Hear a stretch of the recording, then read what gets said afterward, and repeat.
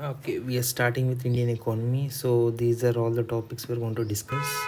Today we'll try and finish off economic growth and development. So this is our target today. So basically, what is economics? It is a study of production, consumption, and distribution of goods and services. So it is about resource allocation at optimal use. So we can define economics as um, it's concerned with optimal allocation of scarce resources for maximizing welfare of the people. So economics has two branches: microeconomics and macroeconomics. This deals with the behavior of individual economic units, whereas this studies the economic system as a whole. For example, here we talk about the income of a person, here we talk about the national income, here we talk about output of a firm, and here we talk about the GDP. Here we talk about the price of the product, here we talk about the price levels and inflation. So Adam Smith, he is the father of economics. He wrote the book Wealth of Nations in 1776, very famous book. So he defined economics as science of wealth. Here wealth is goods and services. The science economics is a social science, therefore definitions won't be watertight. For example, free trade agreements are not completely free. There will always be some restrictions. So let's jump into our first module, which is economic growth and development. There will be four subtopics here: basic concepts, indicators, factors affecting economic development, and development goals, SDG. So for our first topic is basic concepts. So economic growth is process of increase in production of goods and services over long period of time. So it is persistent increase in real GDP or per capita income. So for example, we increased the production from 100 to 110, whereas price increased from 10 to 11. So GDP increased from 1000 to 1210. So 21% in between these two is the normal growth, whereas the actual increase in production is the real growth, which is inflation adjusted. Next, we have the economic development. It refers to the process of economic growth accompanied by improvement in well-being of the people. So therefore, this is also concerned with progressive changes in socio-economic structure of the economy. So let's compare economic growth and economic development. Here the production will only increase in production is considered. Here production increase and well-being also must be improved. This is unidimensional, this is multidimensional. It is quantitative, this is qualitative also. It is just a means, it's an end in itself. This can be achieved without economic development, that is growth without development is possible, but development without growth is very difficult. The indicators are GDP and per capita income. Here we have human development index and gross happiness index. So next thing is inclusive growth. We must understand what is the difference between the economic development and inclusive growth. So inclusive growth focuses on both process and outcome, whereas economic development focuses only on outcome, that is welfare. Whereas inclusive growth, people must participate in the process, which will lead to their welfare. For example, if we give 1000 rupees to everyone, the welfare will happen, but the people won't have been participated in the process. Therefore redistributive measures like subsidy and welfare payment, etc., they will lead to economic development, but they will not lead to inclusive growth. Therefore the most important target in the inclusive growth is focusing on employment, whereby increasing the employment generation and employability of the people. Therefore inclusive growth is about participation in process and outcome, therefore which will lead to benefited in equitability. So the components are, the most important is the employment generation. Other components are poverty reduction, equal opportunity to all, women empowerment, good governance, access to basic community, skill development. Just remember, the most important is the employment generation. Next we have human development. This is given by UNDP. This is defined as process of improving and widening the people's choices. This is about choice approach, so also which will lead to increase in well-being. So we can consider economic development as human development in the context of an economy, which can be called as a HD of a country. Next we have the human resource development or human capital formation. This is about enhancing the productive potential of the humans. This concept is much narrower than the human development concept, because this treats humans as some products which will lead to GDP increase. So comparing standard of living and quality of life, this is about access to material things. This is about increase in well-being. This is measured by per capita income, so it is only an economic dimension, whereas this includes psychological health, social dimensions, etc. So the types of capital, we have four types: economic capital, human capital, social capital, and natural capital. Economic capital is like machinery, factory, etc. Human capital is quality and quantity of the labor force. Social capital is about mutual trust, cooperation, coordination, etc. Natural capital is soil, forest, environmental factors, etc. Next we have the sustainable development. This is the process of development which can be sustained in the future. This is given by UNWCD, which is United Nations World Commission on Environment and Development, also called as the Brundtland Commission. So it defines sustainable development as that development which can meet the needs of the present without compromising the ability of future generations to meet the needs. So it talks about the intergenerational equity and also respecting the carrying capacity of the environment, which is the capacity of environment to absorb the adverse impact of the human activity. Therefore it tries to balance environment, social and economic targets which will lead to sustainable development. So what are some of the indicators of the sustainable development are green GDP, which is GDP adjusted to cost of environmental degradation, and also genuine savings, which are gross savings, which we will see later, minus depreciation in human capital minus depreciation in natural capital. Both of them are very theoretical and there is no practical means to actually measure them both. Next we have the threats to sustainable development. This is very simple: depletion of resources, both renewable and non-renewable, degradation of environment like pollution, soil erosion and deforestation, loss of biodiversity, for example IUCN Red List. So what are some measures to improve the sustainable development? Move away from product subsidies to cash transfers or DBT. For example, we are giving product subsidies and urea, which will lead to overconsumption, whereas if we give cash transfers like LPG, people will use them if only if they are needed. Next, poverty alleviation, which will lead to social justice and reduce environmental degradation. For example, if we improve the quality of life of tribals, shifting cultivation or zoom will reduce, thereby environment will improve. And market linked approach like pollution taxes, environmental friendly technology like EV, solar, cautious use of non-available resources, improve technology which will lead to reduction in consumption and increasing reduction in pollution also. And renewable resources must be used within the limits of replenishment. And circular economy like reduce, reuse and recycle. For example, mining versus recycling the old circuit boards, etc. In agriculture, we must follow organic farming and zero budget natural farming. People participation must be encouraged. For example, local says government. An example is Govardhan Yojana. International coordination, for example, coordinating with respect to sustainable development goals. So we are moving to next topic, which is indicators of the economic development. First one is the new economic welfare, which is given by P. Samuelson. This is not very important, practically of no use, but we can use it to show the shortcomings of GDP and GNP. So new economic welfare is GNP include the values of house services, value of leisure, minus the expenditure on defense and civil aviation and cost of environment degradation. Again, there is no way to measure this, so this is only a theoretical one, practically of no use. Real per capita income, this is regarded as indicator of standard of living, which is national income divided by population. So per capita increase will lead to economic growth, but it may or may not lead to development. Therefore this is not a satisfactory indicator because this is based on national income. Just put these shortcomings here. And the composition of national income is also not measured. For example, if there is an increase in the consumption of tobacco, it will not lead to development, but it will lead to growth. Inequalities are not accounted for. It is silent on the welfare dimension of the economic development. For example, education, health, psychological well-being, culture, freedom, etc. So why was it used earlier? Because no other satisfactory indicator is available, and a growth versus development distinction was not strong back then. Still, economic development without economic growth is very difficult, as we have already seen. Therefore, this is still a relevant indicator. Next, we have physical quality of life index given by MD Morris in 1971.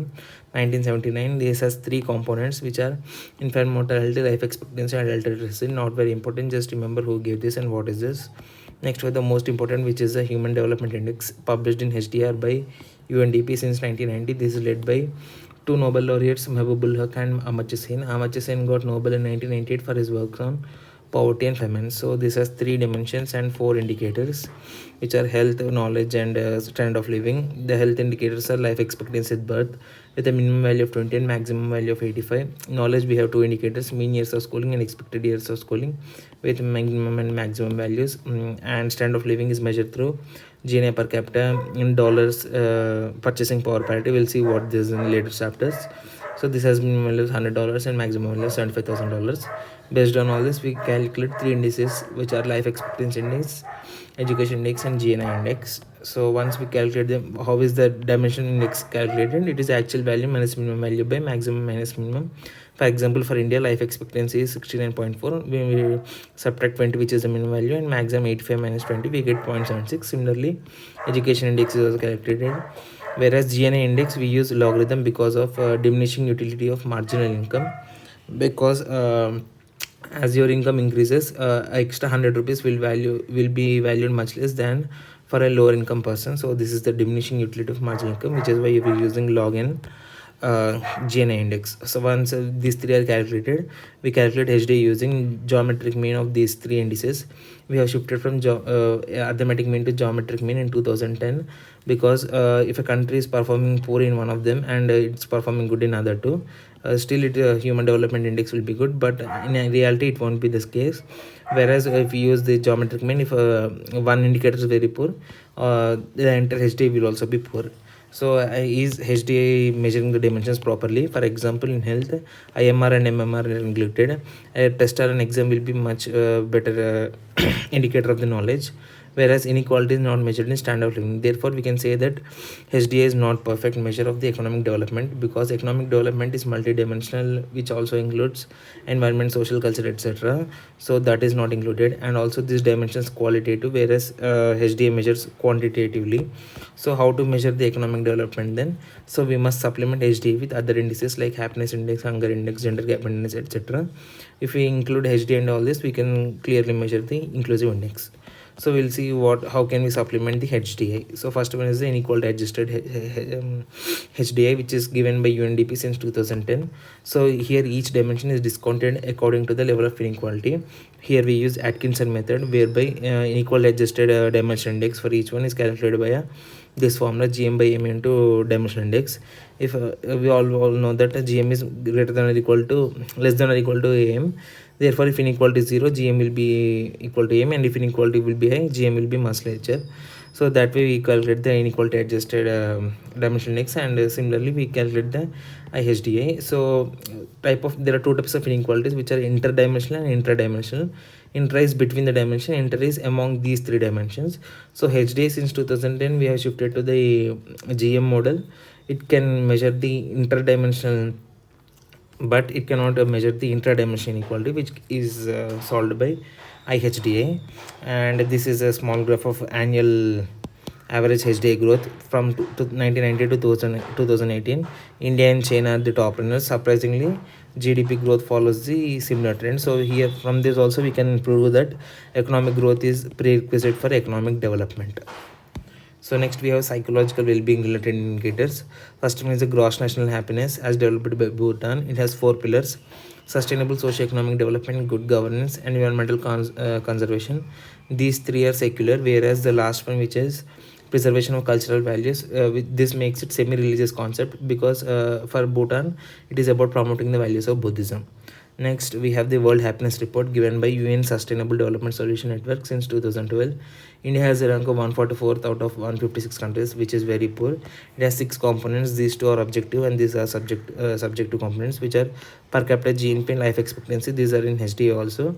These are all subjective, like social support, which is having someone to count on, perceived freedom to make life choices, freedom from corruption, generosity, that is being plentiful. These are all subjective. They are arrived at through surveys like how do you feel on 1 to 10 scale. So what should India target? India should target increase in HDR or increase in this World Happiness Report. So target should be to obviously to increase the happiness rather than the economic development, which is this is a much broader concept. But HDA is a far more authentic indicator than WHR, because this is objective, this is subjective. So as an index, HDA must be targeted more, but WHR cannot be altogether neglected. Next, we have depression related indicators. First one is the global hunger index. India has a rank of 94 out of 107, which is getting better, but still it is in serious category. There are 4 components which are undernourished population, that is a lack of proteins, micronutrients, etc. Child stunting, that is low height for age. This is happens due to chronic hunger, which is for 2 to 3 years long term. Next, we have child wasting, that is low weight for age. This happens due to acute hunger, which is very minimum food for the past 15 to 20 days. Next, we have child mortality, who death below 5 years old. So India's numbers are right here. Next, we have the multidimensional poverty index given by UNDP. We will discuss this in the poverty section. Next, we have gender related indicators, which are first one is global gender gap index given by the World Economic Forum. It has four components, which are educational attainment, health and survival, economic participation and opportunity, and political empowerment. These two indicators, India is performing absolutely poorly, and this is average performance, and in this India is performing excellently because of 73rd and 74th constitutional amendment. But if we include MP and MLA, India again performs very poorly in political empowerment also. Overall, India has a rank of 112 out of 153, mostly thanks to the political empowerment index. And overall, we can say that this India is poor in this indicator. Next, we have gender related development index, again given by UNDP. So this measures gender disparity with respect to three dimensions of HDA. That is, it calculates HDA female and HDA male, and from GDA is given by dividing HDA female by HDA male. India has a value of 0.83, which has a rank of 154 by 167. Next, we have gender inequality index, again given by UNDP. It has three dimensions, which are maternal health, measured by MMR, empowerment measured by number of women MPs, and secondary education. Next, we have labor force, which is female labor force participation rate. India has a rank of 122 out of 162, which is not so bad.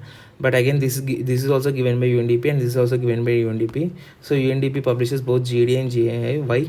Because GDA measures the access to the basic amenities, whereas GII measures opportunities provided to women. Therefore, UNDP publishes both these indices. India is performing not so bad in this, but India is performing very bad. Next, we have a small discussion, which is, can India's poor infrastructure resources justify poor gender indexes of India? This is no, because if the infra and resources are poor, they are poor for both male and female. Therefore, India's poor infrastructure resources cannot justify the poor gender index. It is related to the social and cultural factors more than economic factors. Next, we have SDG gender index, which is given by equal measures. It measures gender disparities with respect to 14 out of 17 SDGs. Next, we have the determinants of economic development. Broadly, we have economic factors and non-economic factors. And the economic factors, we have capital formation, which we'll see in this chapter in very detail, and all these factors we'll see in the subsequent chapters. Economic system, that is capitalist, socialist, and mixed economic system. Economic policy, which is much narrower than the economic system. For example, India in 1991 changed its economic policy, but the economic system is still the mixed economy only. Next, we have the structure of economy, which is contribution of various sectors in GDP. Level of specialization, as specialization increases, efficiency increases. Composition of the foreign trade, for example, developing countries export more agricultural goods. Natural resources, economic survey talks about resource curves. For example, in Jharkhand, we must move away from the resource based economy to the knowledge based economy. And non-economic factors like socio-cultural factors related to women, caste, language, etc. Political factors like level of democratic culture. Psychological development, like aspirational society has to develop. Religious factors like fatalism, terrorism. Demographic factors like labor force, demographic dependency ratio, etc. Just add these points, and we are moving to capital formation. This will be a very technical discussion. Capital formation is also called as an investment. So it refers to the process of increasing the physical stock of the capital, for example, machinery, factory, etc. So it is the most important determinant of the economic growth and development. For example, Economic Survey 2019 says that investment, especially private investment, is the key driver that drives demand. That is, investment in, for example, investment in the expenditure on capital goods. It creates capacity. That is, goods are of two types: consumer goods and capital goods. Investment is creating capital goods. Therefore, we increase the future capacity. For example, if we manufacture an iPhone, that is considered as a consumer good. It will not lead to any future capacity, whereas if we create a factory that manufactures iPhone, it is called as a capital good. It will increase the future capacity to manufacture more iPhones. Next, we have increasing labor productivity. For example, tractor versus bullock, farm mechanization. We have new technology. For example, e-vehicles require lithium-ion battery technology. Next, we have creative destruction of the obsolete methods, technology, and equipment. For example, old bulbs, they consume more power, generate more jobs. Investment is main pillar in the Make in India. So economic service defines this as a key driver for all this. Next, we have a Harvard Doman model, growth model. According to this, investment is the core of the model. So investment must be such that it must balance increase in demand and increase in productive capacity. If demand increases more than production capacity, it will lead to inflation. On the other hand, if it's this is less than this, it will lead to recession.